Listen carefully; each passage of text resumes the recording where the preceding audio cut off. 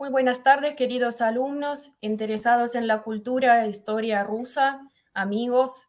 De parte de la Cátedra de Rusia, Instituto de Relaciones Internacionales, Universidad de La Plata, agradecemos el canal Asia TV que amablemente nos da este espacio para que podamos realizar este ciclo de charlas Rusia bajo las amenazas con analista Cristian Lamesa. Hoy tenemos la continuación de la charla de la semana pasada, la segunda parte del segundo módulo donde el expositor seguirá hablando del periodo de entreguerras de 1933-39 y la famosa Operación Barbarroja. La Operación Barbarroja fue el nombre que se dio la invasión de la Alemania nazi a la URSS el 22 de junio de 1941. La invasión significó la ruptura violenta del pacto Ribbentrop-Molotov firmado pocos días antes de la invasión de Alemania a Polonia. Con la Operación Barbarroja se inició la guerra de exterminio entre los dos poderes terrestres. Asimismo, la invasión puso fin a casi 20 años de cooperación entre los dos países desde el Tratado de Rapallo hasta el Pacto Ribbentrop-Molotov. Y la Operación Barbarroja implicó lo que se denomina intento de Alemania de capturar las reservas de la Unión Soviética, y se denomina la ambición geopolítica del siglo. Les quiero leer un pequeño fragmento del texto traducido del ruso que nuestros alumnos suelen leer en la Cátedra de Rusia cuando hablamos de la Gran Guerra Patria. Si se les pregunta a cualquier habitante de Rusia cuándo comenzó la guerra, la respuesta será el 22 de junio de 41. Todos comprenderán inmediatamente que se habla de esa guerra a la que llaman la Gran Guerra Patria, y no de la Segunda Guerra Mundial, que comenzó 2 años antes. La guerra comenzó para el pueblo ruso cuando las tropas fascistas, sin haber declarado la guerra, atacaron a la Unión Soviética. La noche más corta de 1941 resultó feliz para muchos soviéticos. El sábado 21 de junio se llevaron a cabo las fiestas de graduación. Los jóvenes caminaban por las calles soñando con el futuro. Ellos no sabían que los aviones fascistas ya habían comenzado a bombardear Kiev, Sebastopol y otras ciudades. Como ustedes ven, la población no sabía qué estaba pasando. Había informes de espías sobre la inminente invasión de Alemania a la Unión Soviética, pero Stalin resistía creerlo hasta el último momento. Y quería mostrarles una foto tomada de Stalin esa madrugada, el 22 de junio, con la invasión ya producida, mirando el piso, perdido. Bien, ahora los dejo a escuchar los detalles sobre este periodo trágico de la guerra para el pueblo soviético, nuestro querido invitado geopolítico Cristian Lamesa. Buenas tardes, Cristian. Te saludamos cordialmente. Buenas tardes, un placer estar nuevamente otro sábado con vos y con toda la audiencia que nos está siguiendo en estas charlas. Bueno, te dejo la palabra y te escuchamos con mucha atención. Muchas gracias. Perfectamente, gracias Tamara. Y bueno, vamos a retomar esta charla, esta segunda charla de este ciclo, donde seguimos viendo y analizando las circunstancias que llevaron este ciclo se llama Rusia vivir bajo amenaza. Y esta, creo yo, fue la más atroz de las amenazas que sufrió Rusia, la Unión Soviética, con la pérdida de 27 millones de ciudadanos. 1 de cada 7 soviéticos murieron en esa guerra. En lugares como Bielorrusia fue tan cruento que un 25% de la población pereció bajo el ataque de las fuerzas nazis. Entonces, seguir analizando el contexto de lo que pasó previamente, como vimos la semana pasada, es muy importante para terminar de entender el panorama general. En este sentido, vamos a recordar todas las actitudes que tuvo Varsovia para dificultar y obstaculizar cualquier tipo de acuerdo que se hiciera entre la Unión Soviética, especialmente con el Reino Unido y Francia, cualquier acuerdo que pudiese conducir a el aislamiento de Alemania y a evitar una amenaza de ese país contra el resto de Europa. Y acá vamos a leer un fragmento de un informe del Departamento de Inteligencia del Estado Mayor General de las Fuerzas Armadas Polacas, fechado el 28 de diciembre de 1938, donde expresa que la desintegración de Rusia constituye el fundamento de la política de Polonia en el este. Polonia no debe permanecer pasiva en este maravilloso momento histórico. La tarea consiste en prepararse bien física e intelectualmente de antemano. La misión principal es debilitar y derrotar a Rusia. Este informe, por supuesto, este fragmento de este informe del Departamento de Inteligencia muestra claramente cuáles eran las intenciones y la política de Polonia. ¿Y a qué se refiere cuando habla de este momento, este maravilloso momento histórico? Justamente a lo que vamos a ver a continuación, que es una reunión que mantuvieron el 26 de enero de 1939 en Varsovia, el ministro de Exteriores nazi von Ribbentrop y su par polaco Joseph Beck. En esta reunión, Beck le plantea que ante el conocimiento de un inminente ataque alemán a la Unión Soviética y dada la unidad de intereses que tenían ambos estados, el Estado nazi y el Estado polaco, respecto del territorio soviético, Varsovia estaría dispuesta a tomar parte en el conflicto bélico en ciernes a favor de Alemania. Le hacía saber que su país pretendía para sí a la Ucrania soviética y con esto obtener la salida al Mar Negro. Esto, por supuesto, como vimos la semana pasada, resucitando estas ambiciones territoriales y expansionistas por parte de Polonia y la recreación de ese Międzymorze, ese estado, este país del Báltico al Mar Negro, que llegase del Báltico al Mar Negro. Este maravilloso momento histórico, según Polonia, se vio malogrado debido a la crisis que sucedió respecto a la ciudad libre de Danzig. La ciudad libre de Danzig era un territorio que había quedado bajo la administración polaca, si bien era una ciudad libre, justamente en lo que sería el territorio de Prusia Oriental. Muy brevemente, para que contextualicemos, hay que recordar en los mapas que vimos la semana pasada que Alemania había quedado dividida en dos partes. O sea, Prusia Oriental estaba interrumpida en su conexión con el resto de Alemania por el famoso corredor polaco, ese corredor de tierra que le dejaron a Polonia a raíz del Tratado de Versalles para que tuviese esa salida al Mar Báltico.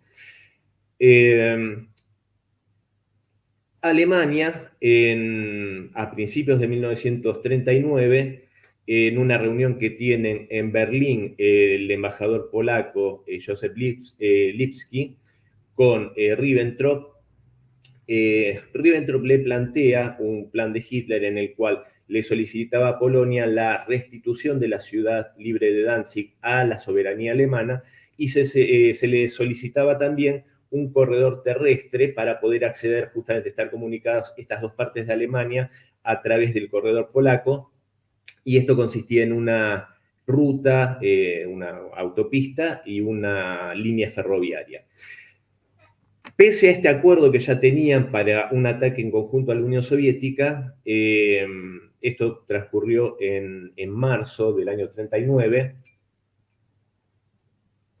y el embajador Lipski le contesta tajantemente que bajo ningún punto de vista existía esa posibilidad y que de hecho de insistir en la misma, el restituir la ciudad libre de Danzig a Alemania, esto iba a ser considerado como un motivo para iniciarse una guerra de Polonia contra Alemania.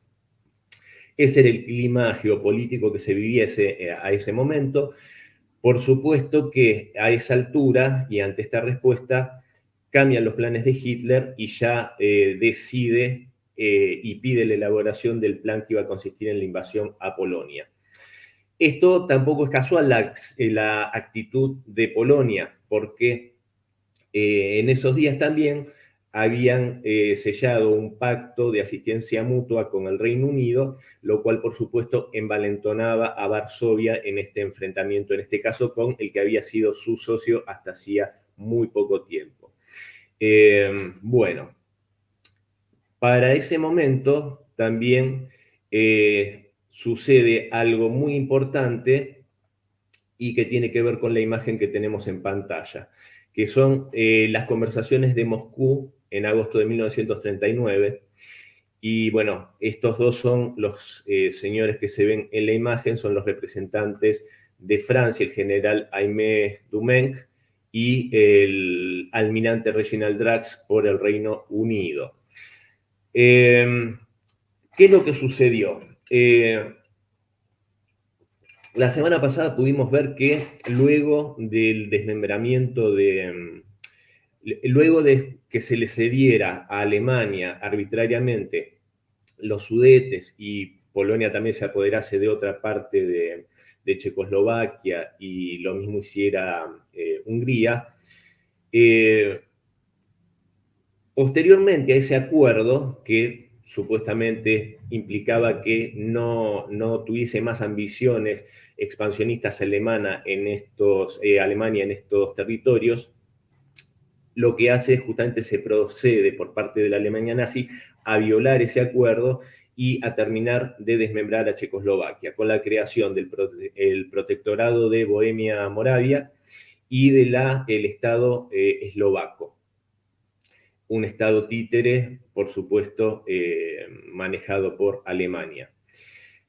Ante esta situación, parecería ser que Chamberlain y Daladier habían entrado en razones respecto al grave error que habían cometido con esta política de apaciguamiento hacia Hitler y aceptan una invitación justamente del Kremlin para ver la posibilidad de construir una alianza militar entre las tres potencias. Esto, por supuesto, era un plan defensivo en el cual cualquiera de los tres países que fuesen atacados iban a ser auxiliados por los otros dos. Y este tratado que se esperaba lograr por parte de la Unión Soviética incluso era extensivo a otros países de Europa Central que pudieran ser amenazados por Berlín.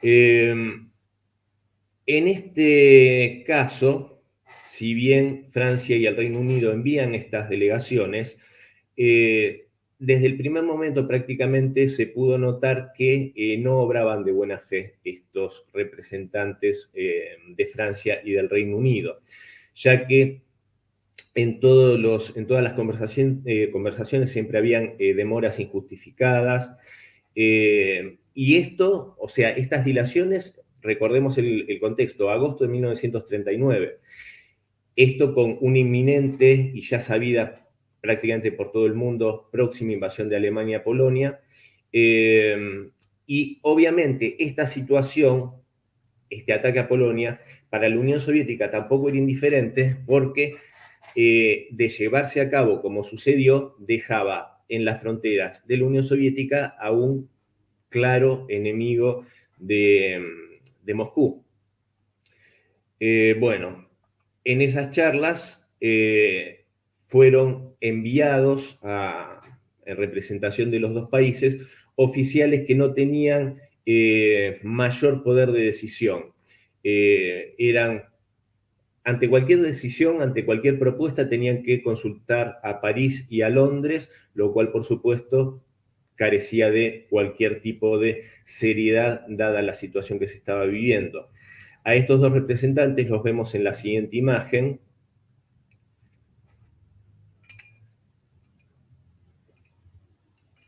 Y ahí podemos ver al representante francés, general Aimé Doumenc, y al almirante Reginald Drax.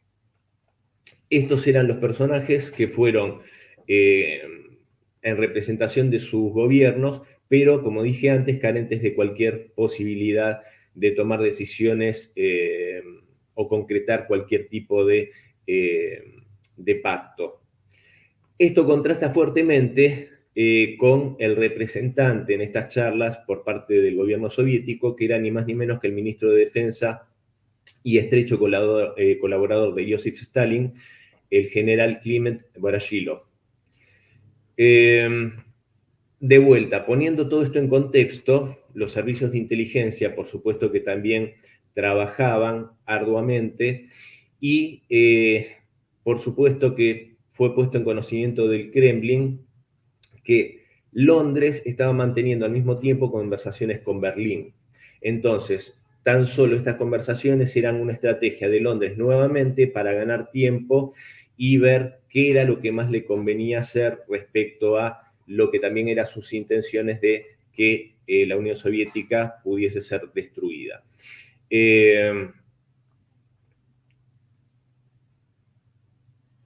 Después, con posterioridad, se supo que, de hecho, Neville Chamberlain había dado instrucciones precisas para que las conversaciones se dilataran lo máximo posible, al igual que la toma de cualquier tipo de decisión. Moscú seguía haciendo los mayores esfuerzos por crear esta alianza antifascista, y muestra de esto es las garantías que propuso Stalin para los representantes británico y francés.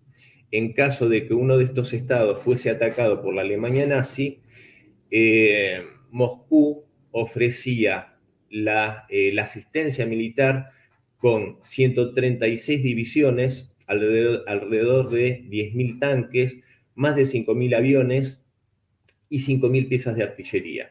Eso es lo que el Kremlin garantizaba que iba a ir en auxilio de Francia o del Reino Unido en caso de ser atacados. Los británicos a este ofrecimiento respondieron con el ofrecimiento de 5 divisiones de infantería y una división mecanizada, bastante desproporcionado respecto al ofrecimiento soviético. La seriedad del ofrecimiento soviético queda plasmado en un telegrama dirigido al gobierno francés por parte de Dumenc del 17 de agosto, donde destaca que Moscú quería concluir un acuerdo militar y no deseaba que se le presentase cualquier documento que no tuviera un significado específico, ¿no? Finalmente, lo que iba a sellar el fracaso de las conversaciones de Moscú y la total imposibilidad de llegar a concretar una alianza para la defensa mutua contra la Alemania nazi era la actitud intransigente de Rumania y especialmente de Polonia, que de ninguna manera estaban dispuestos a permitir el tránsito de las tropas del Ejército Rojo a través de su territorio, en caso de que Berlín atacase a Francia o al Reino Unido. Por supuesto que ante una situación de tal seriedad, el Kremlin sabía perfectamente que estos dos gobiernos tenían claras maneras como para presionar a Varsovia y a Bucarest para que esto sí pudiese concretarse, el tránsito de las tropas para ir en auxilio de sus aliados en caso de firmarse este acuerdo. Sin embargo, ante esta crucial pregunta acerca de si Polonia y Rumania le permitirían al Ejército Rojo cruzar sus fronteras para atacar a Alemania, formulada por el general Voroshilov, los representantes de ambas delegaciones, Dumenc y Drax, respondieron que no tenían la autoridad para responder una pregunta tan importante, pero seguramente los polacos y los rumanos no accederían a esto. Para Moscú esa fue claramente la gota que colmó el vaso y el general Voroshilov les respondió de forma breve y tajante que la parte soviética consideraba que la falta de respuesta positiva a una pregunta tan importante no hacía más que conducir al fracaso de cualquier esfuerzo por crear una alianza militar. Los despidió amablemente y les deseó que disfrutasen el resto de su estancia en la capital soviética. A mediados de agosto de 1939, por supuesto, este acuerdo totalmente malogrado hizo que Moscú, por supuesto, entendiese que tenía que resguardar justamente la integridad de su país, de la Unión Soviética, y, por supuesto, pensar en las vidas de sus 200 millones de ciudadanos. En este aspecto, al Kremlin no le quedó otra alternativa más que acudir a realizar el famoso pacto de no agresión Molotov-Ribbentrop.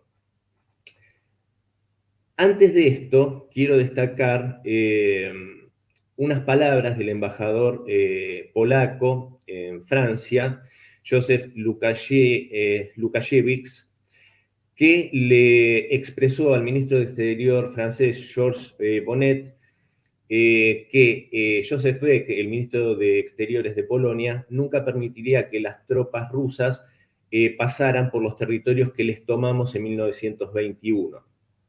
Esto que vimos en la parte anterior. Por supuesto que esta era una de las motivaciones profundas de Polonia. Y también hay otro hecho que quiero destacar, y es que cuando toma el Ministerio de Exteriores de la Unión Soviética, Molotov se dirige inmediatamente a Varsovia para tratar de acercar posiciones, de llegar a un entendimiento con Polonia y ofrecerle la asistencia militar en caso de ser atacado por la Alemania nazi, a lo cual respondió tajantemente que no querían ni necesitaban ningún tratado militar con la Unión Soviética. O sea que las mismas autoridades polacas estaban sellando su destino. En la siguiente imagen, azul, podemos ver que justamente la única alternativa que le quedaba a la Unión Soviética era la concreción de este acuerdo entre Alemania y la Unión Soviética. Este tratado de no agresión, sobre el cual vamos a extendernos, porque también hay un hecho que es relevante, y es que en los últimos años, hace bastante, que ciertos gobiernos europeos, como los países bálticos, como la misma Polonia y algunos otros, intentan equiparar a la actuación de la Alemania nazi con la Unión Soviética, cuando vemos hasta este momento que hizo denodados esfuerzos justamente por conjurar este peligro en ciernes. En ese punto, cuando por supuesto la Unión Soviética no solo tenía la certeza que Alemania iba a ser su enemigo, sino que también el Reino Unido, Francia y Polonia también lo eran en alguna medida, porque justamente ponían todo tipo de escollos a la realización de este acuerdo. Entonces, el 23 de agosto, el Kremlin decide aceptar la realización de este pacto de no agresión germano-soviético. Ante estas circunstancias, por lo menos que a mí, por supuesto que a mi modo de ver, Stalin tomó la mejor decisión posible para el futuro de la Unión Soviética y se dio paso a estas negociaciones entre Moscú y Berlín. Por supuesto que Stalin conocía las intenciones de Alemania, que jamás iba a ser un amigo de la Unión Soviética, sino más bien todo lo contrario. Pero con este acuerdo, justamente lo que se consiguió un tiempo valiosísimo para poder fortalecer a la Unión Soviética y poder, justamente como sucedió menos de 2 años después, responder a la agresión alemana. Esta acción también tuvo un condimento, este pacto de no agresión, un condimento estratégico muy importante, porque hay que recordar que en ese mismo contexto se estaba librando la batalla de Jalgingol en el lejano oriente, en el cual las tropas del Ejército Rojo y el ejército de Mongolia, el Ejército Popular de Mongolia, se enfrentaban al ejército imperial japonés. Por lo tanto, este acuerdo germano-soviético justamente generó un malestar entre los aliados de Berlín. Por supuesto, uno de los principales era Japón, y esto permitió después que justamente la Unión Soviética no tuviese que luchar en dos frentes, sino que se pudiese concentrar en responder a la agresión nazi.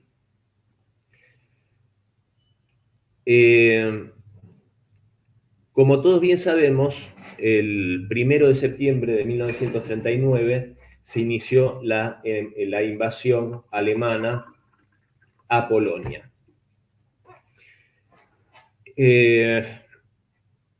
Acá yo quiero destacar nuevamente, para los que quieren equiparar las responsabilidades de la Unión Soviética o el accionar de la Unión Soviética y de la Alemania nazi, porque muchos dicen, desconociendo, creo yo, los detalles, dicen que Polonia fue invadida por Alemania y por la Unión Soviética. Esto, sinceramente, no es así, y yo voy a tratar de explicar por qué no fue así.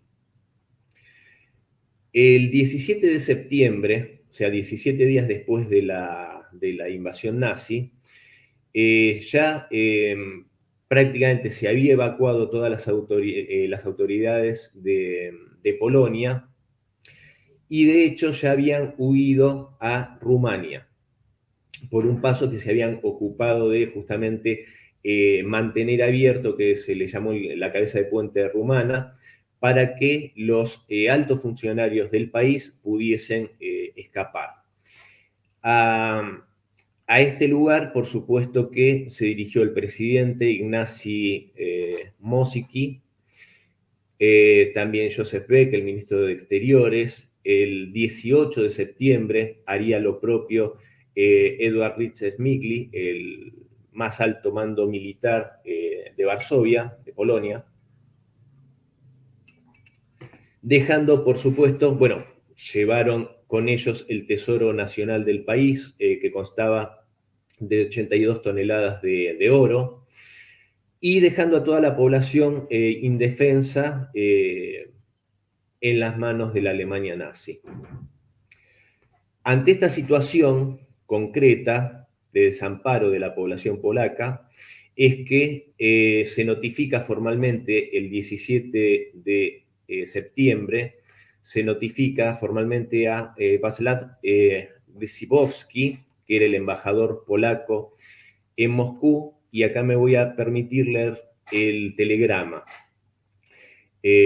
17 de septiembre de 1939, señor embajador. La guerra germano-polaca ha puesto de relieve la inconsistencia interna del Estado polaco. En 10 días de operaciones militares, Polonia ha perdido todas sus regiones industriales y centros culturales. Varsovia, en tanto que capital de Polonia, ya no existe.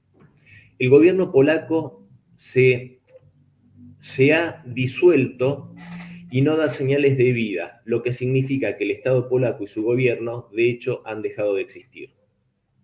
Cesa también, por lo tanto, la vigencia de los tratados celebrados entre la Unión Soviética y Polonia. Abandonada y privada de gobierno, Polonia se convierte en campo abonado para toda clase de incidentes y sorpresas que pueden resultar en amenaza para la Unión Soviética. Es por eso por lo que, habiéndose mantenido neutral hasta el momento, el gobierno soviético no puede en adelante permanecer neutral ante tales circunstancias. El gobierno soviético tampoco puede mantenerse indiferente ante la indefensión de los consanguíneos ucranianos y bielorrusos residentes en el territorio de Polonia y abandonados a su suerte.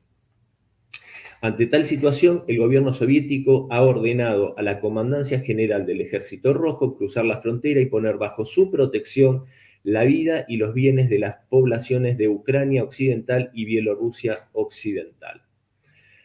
Al mismo tiempo, el gobierno soviético tiene la intención de adoptar todas las medidas posibles con el fin de rescatar al pueblo polaco de la malhadada guerra en la que se haya sumido por la insensatez de sus dirigentes y ofrecerle la oportunidad de emprender una existencia pacífica. Acepte, señor embajador, nuestras más absolutas muestras de respeto. Comisario Popular de Asuntos Exteriores de la Unión Soviética, Molotov, a la atención del embajador plenipotenciario y extraordinario de Polonia, señor Grzybowski. Embajada Polaca, Moscú. Por supuesto que este telegrama, a mi modo de ver, deja totalmente clara y de forma oficial la actitud de la Unión Soviética frente a esta situación. En este contexto, el mariscal Fritz Smigli, como dijimos, comandante jefe del ejército polaco, emite la siguiente directiva a sus tropas y dice: los soviéticos han entrado. Ordeno un repliegue general hacia Rumania y Hungría por la ruta más corta. No luchéis contra los bolcheviques, a no ser que os asalten o traten de desarmar vuestras unidades. Las tareas defensivas de Varsovia y otras ciudades que debían defenderse de los alemanes quedan sin cambios. Las ciudades amenazadas por los bolcheviques deberían negociar la cuestión de retirar la guarnición hacia Hungría o Polonia. Edward Smigli, comandante en jefe del ejército polaco, 17 de septiembre de 1939. Si fuese una invasión de las características de la Alemania nazi, por supuesto que no tendrían sentido estas palabras. Y esto expresado por el máximo representante militar del país. Y de hecho, como decía antes, el 18 de septiembre, al otro día, es el mismo Edward Smigli quien abandona el país polaco y se calcula que unas 100.000 tropas también lo hicieron. O sea que, si bien hubieron luchas importantes y encarnizadas tratando de defender a Polonia de la invasión nazi, la verdad es que también los más altos funcionarios y enorme cantidad de oficiales decidieron la huida como respuesta a la invasión nazi. Ahora bien, seguimos respondiendo a estas tergiversaciones de la historia cuando se trata de equiparar de vuelta al Kremlin y al régimen nazi. Y acá voy a traer ciertas declaraciones textuales de algunos líderes europeos, no soviéticos. Por ejemplo, el que fuera primer ministro David Lloyd George del Reino Unido, justamente en la anterior charla lo nombré respecto a sus choques con el representante polaco Roman Dmowski, cuando justamente estaba desarrollándose la conferencia de paz de París. Respecto a la situación en Polonia, David Lloyd George sostuvo en octubre de 1939 que los ejércitos rusos habían ocupado territorio que no eran polacos y que fueron conquistados por la fuerza por Polonia después de la Primera Guerra Mundial. Y agregó que sería un acto de locura criminal poner el avance ruso en la misma categoría que el avance alemán. Estas palabras me parecen contundentes para marcar esto que hoy muchos pretenden olvidar o cambiar. Y tan contundentes fueron las palabras de Lloyd George como lo iban a ser las declaraciones radiales del 1 de octubre de Winston Churchill, que era ya en ese momento primer lord del almirantazgo británico. Y en esas declaraciones dijo: Rusia persigue una fría política de sus propios intereses. Para proteger a Rusia de la amenaza nazi era claramente necesario que los ejércitos rusos se pararan en esta línea de la nueva frontera occidental. O sea, ese territorio que era originalmente de Ucrania y de Bielorrusia.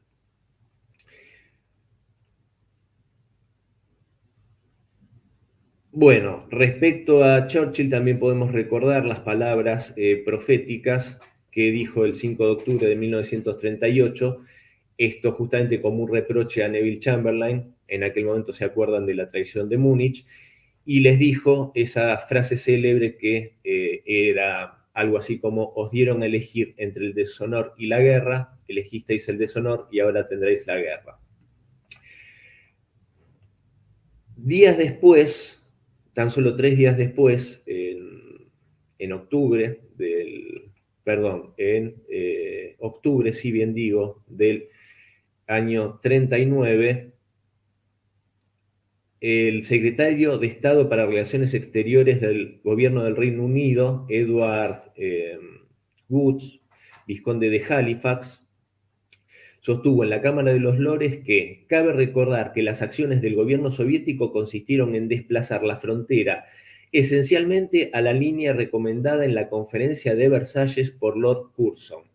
Solo cito hechos históricos y creo que son indiscutibles, concluyó. Y de hecho, el 6 de octubre del 39, ya habían cesado los combates en Polonia, y en un discurso Adolf Hitler en el Reichstag dice, o mostró su intención de restaurar la paz con los países con los que estaba oficialmente en guerra, pero manteniendo la situación territorial de Polonia en ese momento. O sea, Hitler se desprende de esto que buscaba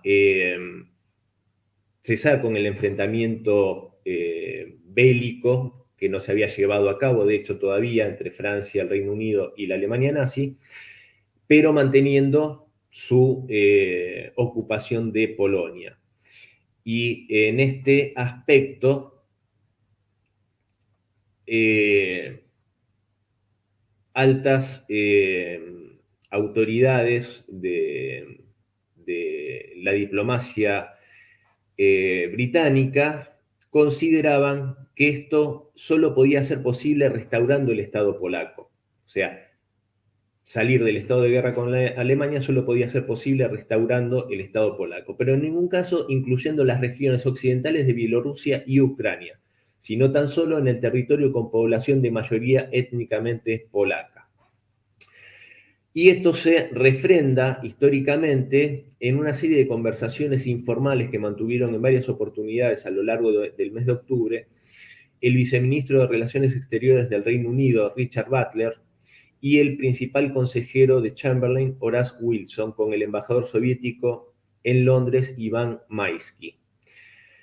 En uno de estos encuentros, el 17 de octubre de 1939, Butler comentó que en los círculos del gobierno británico creen que no puede haber duda sobre el retorno de Ucrania Occidental y Bielorrusia a Polonia. Si fuera posible crear una Polonia etnográfica de tamaño modesto, con la garantía no solo de la URSS y Alemania, sino también del Reino Unido y Francia, el gobierno británico se consideraría bastante satisfecho. O sea, de vuelta, volver al estatus que debería haber tenido Polonia después del Tratado de Versalles, esa Polonia conformada por los territorios étnicamente polacos. 10 días más tarde sería Wilson el que iba a manifestarse en este sentido al decir que Polonia debe ser restaurada como un estado independiente sobre su base etnográfica, pero sin Ucrania Occidental y Bielorrusia. Creo yo que estas dos circunstancias, todas estas declaraciones, dejan claramente y contrastadamente se pueden ver cómo no es para nada equiparable, es más, es una locura, equiparar a la posición de la Unión Soviética y de la Alemania nazi en el contexto de la desaparición de Polonia como Estado. Ya pasando a la siguiente imagen,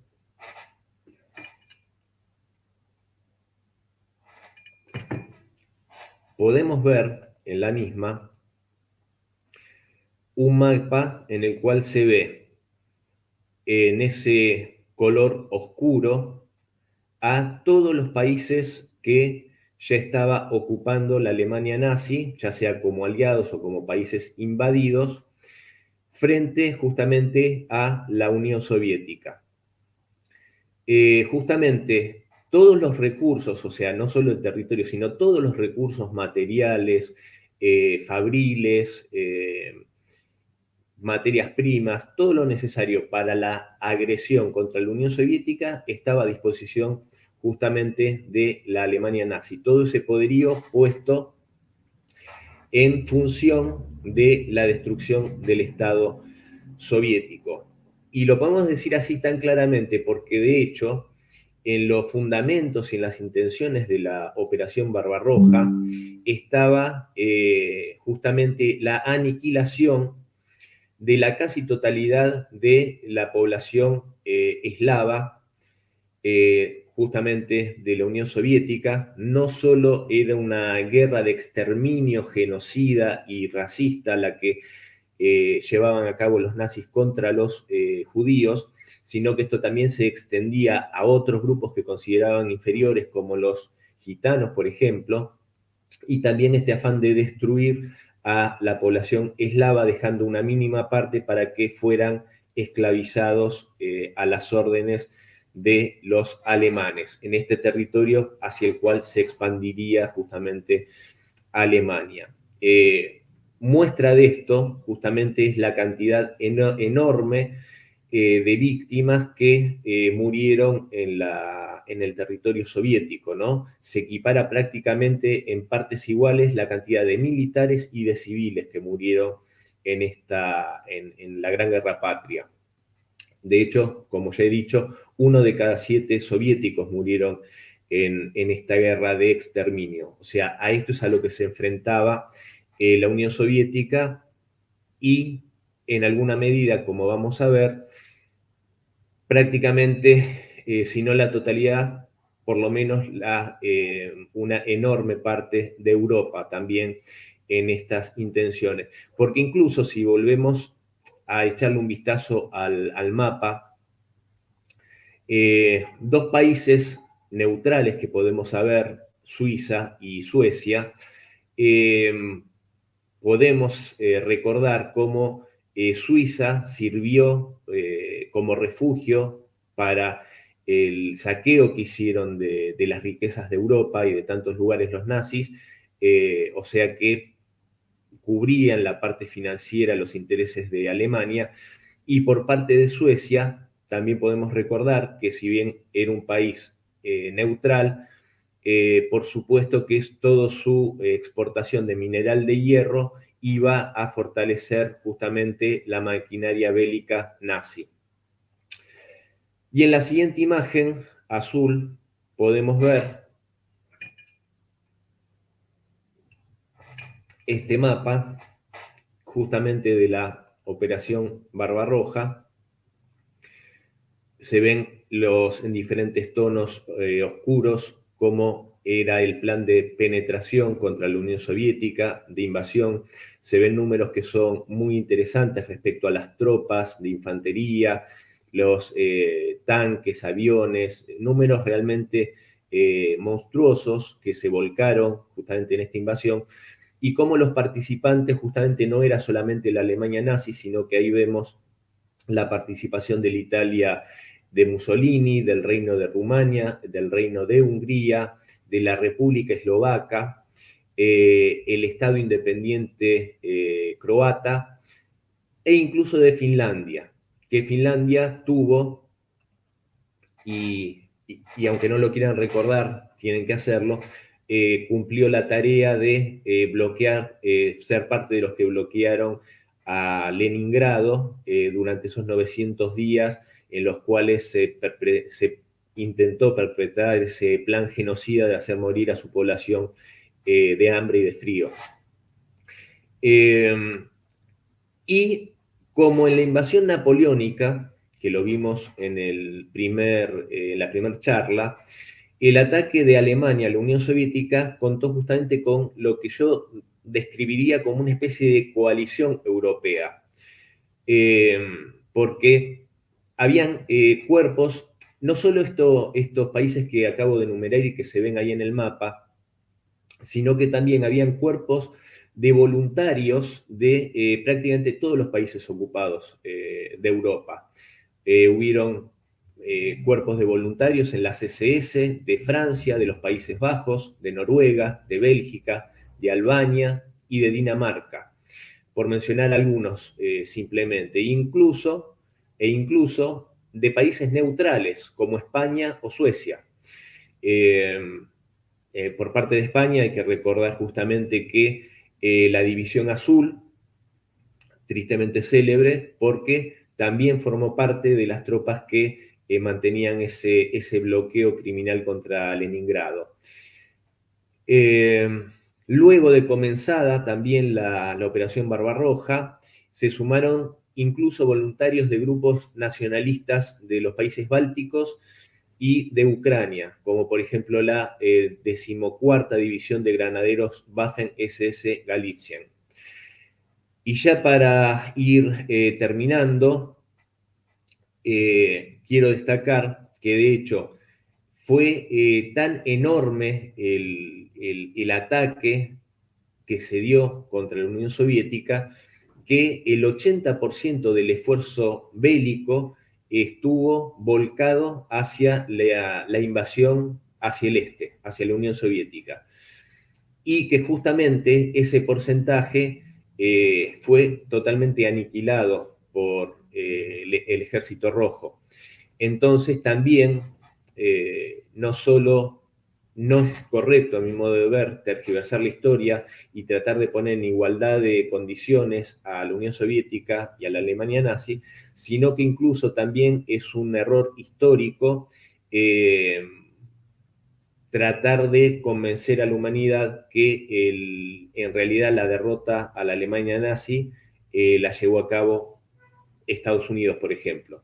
Cuando, cabe recordar, al realizarse el desembarco en Normandía, ya la Unión Soviética había triunfado en la batalla de Stalingrado, ya se había roto el bloqueo a Leningrado, ya se había llevado a cabo la inmensa batalla de Kursk y los alemanes estaban en franca retirada.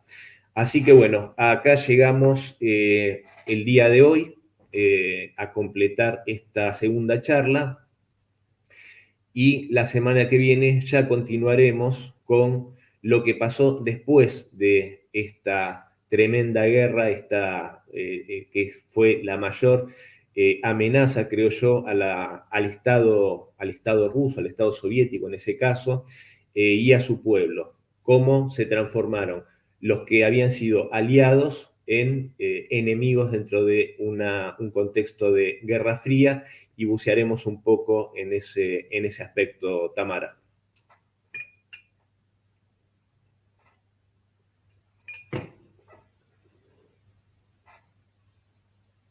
No se te escucha, Tamara. Ahí estoy. Ahí, gracias. Muchas gracias, Cristian, por este análisis. Sí, esta charla fue difícil por la cantidad de los hechos históricos trágicos y justo muestra nuestro tema que fue enunciado de las amenazas que Rusia y la Unión Soviética vivió bajo las amenazas permanentemente. Quería también agradecer a Azul, que hoy nos acompañó con la asistencia técnica. Quería también decirles que pueden seguir nuestro canal en YouTube, que tenemos nuestro canal donde publicamos casi todos los eventos culturales de historia, pintura, arte, hacemos muchas actividades y los pueden encontrar, todo pueden encontrar en YouTube, Cursos Oficiales de Ruso. Sigan también el canal de Cristian. También tenemos canal Asia TV que nos ayuda muchísimo a hacer estas actividades.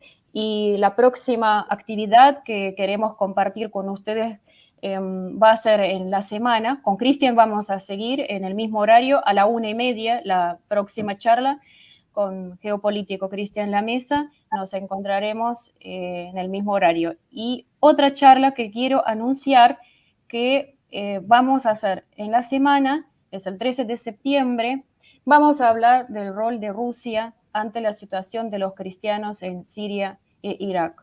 A todos ustedes los invitamos y espero mucho que tengan muy buen día y hasta el próximo encuentro. Cristian, muchas gracias. Gracias a vos, Tamara, y también extiendo el agradecimiento, como siempre, a Ivonne, a Marcelo, a Azul y al canal Asia TV.